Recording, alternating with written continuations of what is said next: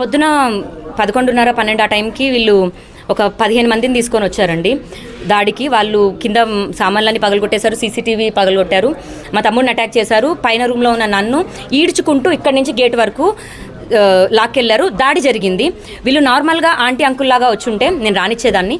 దాడి చేయడానికి జరగడం అన్నది కరెక్ట్ కాదు. అండ్ కోర్టులో ఉంది కేసు, ఏమున్నా సరే నేను కోర్టు నుంచే తీసుకుంటాను.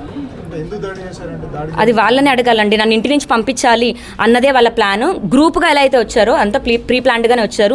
బట్ ఇందులో రాజు ఇలా చేయిస్తాడు అన్నది నాకే చాలా బాధగా ఉంది. నేను పబ్లిక్గా సారీ చెప్పాను. అతను నార్మల్ లైఫ్ లీడ్ చేసుకుంటాడు, మళ్ళీ పని చేసుకుంటాడు, వాడికి సినిమాలంటే ఇష్టం, సినిమా తప్ప వేరేది ఉండదు, పని చేసుకోవాలన్న ఉద్దేశంలో మనస్ఫూర్తిగా చిన్నోడా సారీ, కాళ్ళు పట్టుకుంటానన్నాను, ఆంటీ అంకుల్ సారీ అన్నాను.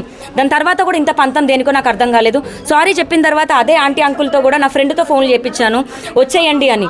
ఆ రకంగా వచ్చుంటే నేను ఎందుకు రానివ్వను? దేనికి ఆస్తి, దేనికి ఆంటీ డబ్బులు, దేనికి? వచ్చారండి, వచ్చారు, నిజంగా జరిగింది అది. ఇందులో అబద్ధం ఏమీ కాదు, జరిగింది. నేను నా అంతటా నేను వాళ్ళు బ్లాకులు చేశారని వేరే ఆవిడతో ఫోన్లు చేపించి వచ్చేయండి కదా, మీరు అందరు కలిసి ఉండండి కదా, పోనీ రాజు రాకపోయాడు, మీరన్నా వచ్చి ఉండండి అని మనస్ఫూర్తిగా నేనే అన్నాను. ఈ రకంగా కరెక్ట్ కాదు. దాడి అన్నది ఏంటండి, కొట్టించేదేంటి?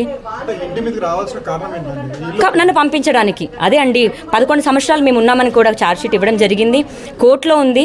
498 వేసుకోమనండి, వాళ్ళకు కూడా ఉండే హక్కు ఉంది అని. ఎందుకంటే ఇంట్లో ఉన్న వాళ్ళని పంపించడం కాదు కదా జరిగింది.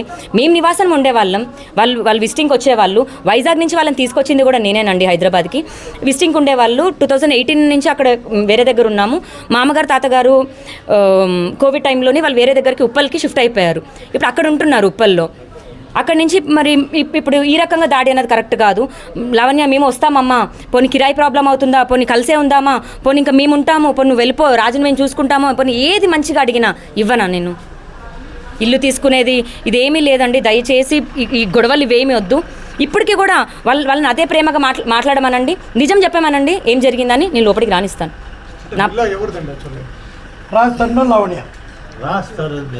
అదే మాటకే మాట్లాడితే డాక్యుమెంటేషన్ ఇప్పుడు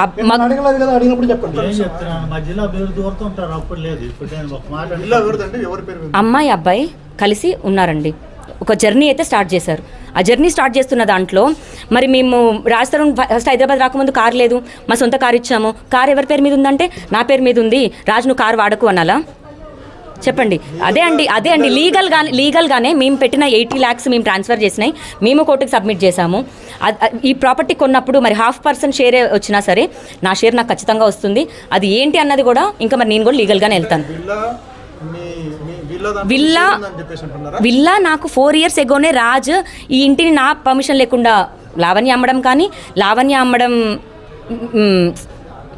పర్మిషన్ లేకుండా రాజ్ తరుణ్ అమ్మడం కానీ కుదరదు. నా తదంతరం ఇది లావణ్యకే చెందుతుంది అని రాజ్ తరుణ్ స్వయంగా రాసిచ్చాడు. అది నిజం. అవును. కానీ ఈ రోజు మీరు అంటున్నటువంటి గుండాలు కానీ వీళ్ళందరూ కానీ ఇక్కడికి రావడానికి కారణం ఏంటి? అంటే నన్ను పంపించాలి అన్నదే కారణం అండి. నేను కేసు పెట్టిన ఇల్లు లాక్కోవాలని. కోర్టులో ఉన్నప్పుడు ఇంకా ఎలా చేస్తారు, పంపించేద్దాము అని. మిగతా జనాలందరూ మాటలు విని ఆంటీ అంకుల్ కూడా ఇలా మ్యానిపులేట్ అవుతున్నారు. సెక్యూరిటీకి కూడా రాస్తారనే స్వయంగా ఫోన్ చేసి మా వాళ్ళు వస్తున్నారు, మహి అని ఎవరు అబ్బాయి వస్తున్నారు, మా పేరెంట్స్ వస్తున్నారు, అలో చేయమని సెక్యూరిటీకి స్వయంగా ఫోన్ చేయడం జరిగిందంట. మీరు సెక్యూరిటీని కూడా అడగండి ఒక్కసారి దయచేసి. అయ్యో ఇప్పుడు రాస్తారుంది కాదు, నాది నా ఒక్కదాని పేరు మీదే ఉందని నేను అనట్లేదు. మాది, మేము కలిసి ఉన్నాము.